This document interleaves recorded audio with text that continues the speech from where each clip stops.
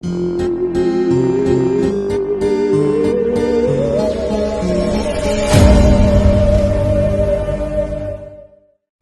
ஊர் வரைபடத்திலும் இல்லாத அந்த மலைப்பகுதி.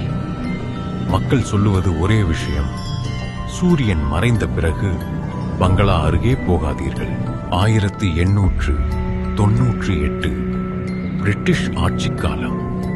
கடுமையான ஹென்றி வில்லியம் தனது மனைவி எலிசபெத்துடன் புதிய பங்களாவை கட்டினான்.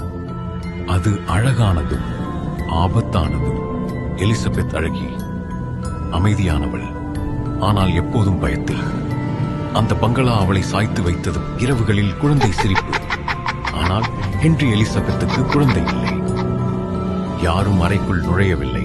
ஆனால் பயம் திசையை மாற்றி. ஒரு மழை இல்லாத இரவு, காடு முழுவதும் அலறல். எலிசபெத்தின் குரல். பங்களா கதவுகள் திடீரென திறந்தன. உள்ளே இரத்தக்கரைகள், தரையில் தடைகள்.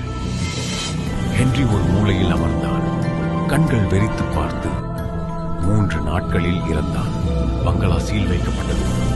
ஆனால் ஊருக்காரர்கள் சொன்னது அது இன்னும் உயிரோடு இருக்கு. பல வருடங்கள் கழித்து அருண், ஒரு யூடியூபர், உண்மை ஹாரர் இடங்களை தேடி டாக் டவுன் ஸ்டோரிஸ் சேனலுக்காக பங்களாவுக்குள் நுழைந்தான். உள்ளே காற்றே இல்லை. மெழுகுவர்த்திகள் ஆடின. காலடி சத்தம் கூட இல்லை.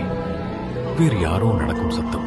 மேலே கமோரா போன் தானாகவே சுழல ஆரம்பித்தது. பழைய ஆங்கில இசை, குழந்தை சிரிப்பு.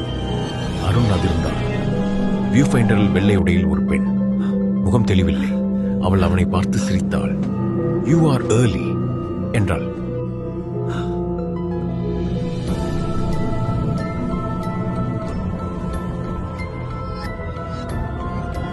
அவன் அடித்தள அறையில் விழுந்தான். இருள், தூசி, சங்கிலிகள் தொங்கின. பயம் அவனை முழுக்க சுற்றியது. அவன் பழைய நாட்குறிப்பு கண்டான். எலிசபெத்தின் எழுத்து. அவன் என்னை கொன்றான். ஆனால் இந்த வீட்டை விட்டு போக விடவில்லை. யார் உள்ளே வந்தாலும் அவர்களே என் துணை. அருண் புரிந்தான். இந்த பங்களா உயிரோடு உள்ளது. உள்ளே நுழைவோர் வெளியேற முடியாது. அவன் ஓட முயன்றான். கதவு மூடியது. ஓவியங்கள் அவனை மூடியது. பயம் முழுக்க கட்டுப்படுத்தியது.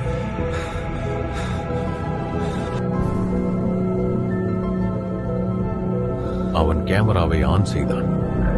பின்னால் மெதுவாக, "You are never alone" என்று ஒரு குரல் ஒலித்தது.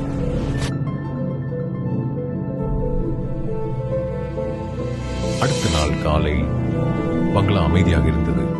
ஆனால் புதிய ஓவியம். 3வது முகம் உங்களை பார்த்து சிரித்தது.